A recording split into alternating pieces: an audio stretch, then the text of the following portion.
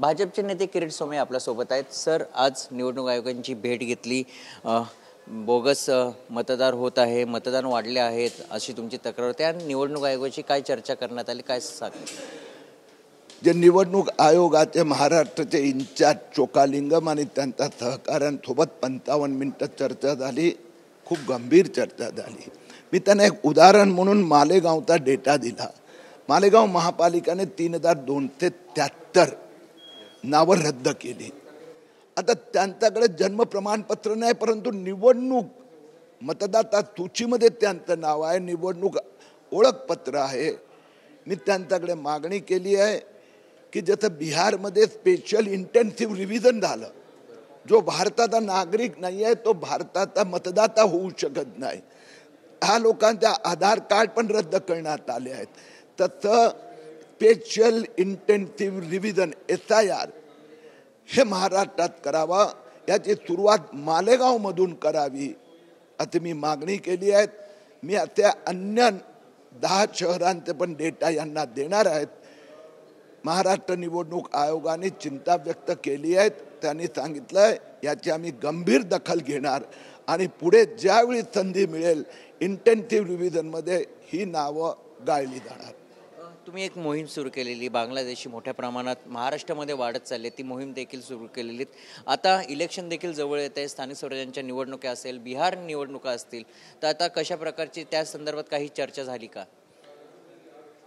त्यांनी जसं सांगितलं की यावेळी बिहारमध्ये, म्हणून निवडणूक आयोगाने बिहारमध्ये घोषित केलं. त्यांनी सुप्रीम कोर्टाला पण सांगितलं जो भारताचा नागरिक नाही तो मतदाता होऊच शकत नाहीत. आणि त्यामुळे बिहार SIR मुळे महाराष्ट्रात पण असा SIR झाला पाहिजे. आणि त्यासाठी देवेंद्र फडणवीस सरकारने पण ही बांगलादेशीची नावं उडवलेली आहेत, ज्या पात्र आहेत त्यांची. आणि मला विश्वास आहे की महाराष्ट्रात पण SIR होणार आणि हे सगळे घुसखोर अपात्र लोक मतदार यादीतून वगळले जाणार. पण जशाप्रमाणे बोगस मतदार मोठ्या प्रमाणात वाढत आहे, दुसरीकडे राहुल गांधी देखील हा मुद्दा उपस्थित करतात, कारण की विधानसभामध्ये आणि लोकसभेमध्ये मतचोरी झाली असा आरोप देखील ते करतात सातत्याने. त्यांना हीच भीती वाटली आहे की लोकसभामध्ये महाराष्ट्रात वोट जिहादमुळे ते जिंकले. आपण मालेगाव लोकसभा बघा, मालेगाव लोकसभेचा 5 विधानसभा क्षेत्रात भाजपचा उमेदवार 1,91,000 आघाडीवर होता. पण मालेगाव विधानसभेत 1,94,000 मागे 3,000 लोकसभा गेली. हे 3,273 तर मीच प्रूफ दिले आहेत. तर त्याच्यामुळे राहुल गांधीला वोट चोरी म्हणजे हे जे बांगलादेशी घुसखोर, जे रोहिंग्या, जे मतदार यादीत घुसले आहेत ते चोरीने घुसले आहेत, त्यांना निवडणूक आयोग हाकलतात. म्हणून ते म्हणतात हमारे वोटो की चोरी, म्हणजे त्यांनी जे चोरी केली होती ती पकडली गेली आणि ते चोरांना हाकललं जात आहे. असं म्हणायचं का जी मत चोरी झाली ती बांगलादेशीच मतदार होते? आता बाकी तर राहुल गांधी तर एक पण नाव नाही देऊ शकलो मी. तर हे 3,273 नावही दिली आणि ती रद्दही झाली. स्थानिक स्वराज्यांच्या निवडणुका जवळ येतात, ते एकीकडे ठाकरे कुटुंब हे एकत्र येणार असं देखील म्हटलं जाते. 5 महापालिका निवडणूक हे ठाकरे बंधू एकत्रच लढणारे असं देखील म्हटलं जात आहे. मला प्रश्नच समजत नाही, काय फरक पडणार आहे? शून्यावर शून्यावर शून्यावर शून्य. हा, उद्धव ठाकरे सेना जिवंत राहिली कारण की त्यांनी हिरवे कपडे घातले, मस्जिद को डबल FSI देंगे, वोट जिहाद. आता ते उद्धव ठाकरे सेनेबरोबर आणखीन कोणी येऊन ते डबल वोट जिहाद करणार असेल तर बाळासाहेब ठाकरे हिंदुत्ववादी नेतृत्व, हे हिंदू ना आता कळलं आहे की उद्धव ठाकरे रोज उठून सलाम करतायत, तर त्यांचा ठाकरे सेनेला आपण मतदातांनी सलाम केलीत ना. धन्यवाद.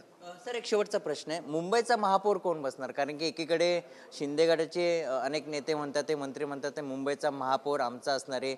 मनसे देखील म्हणते की मुंबईचा महापौर हा मराठी माणूस असेल, आमचा असेल.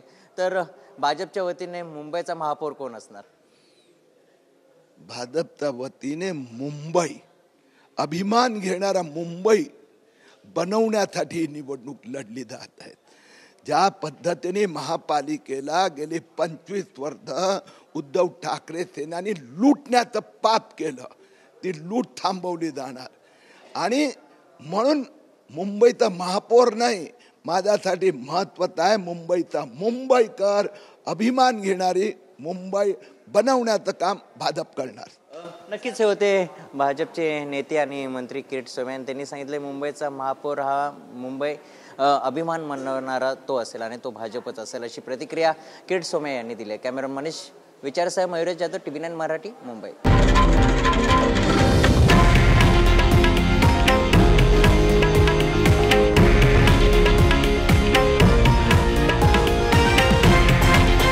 हे आहे देशातील नंबर 1 न्यूज नेटवर्क आणि आपण पाहत आहात TV9 मराठी, एकमेव.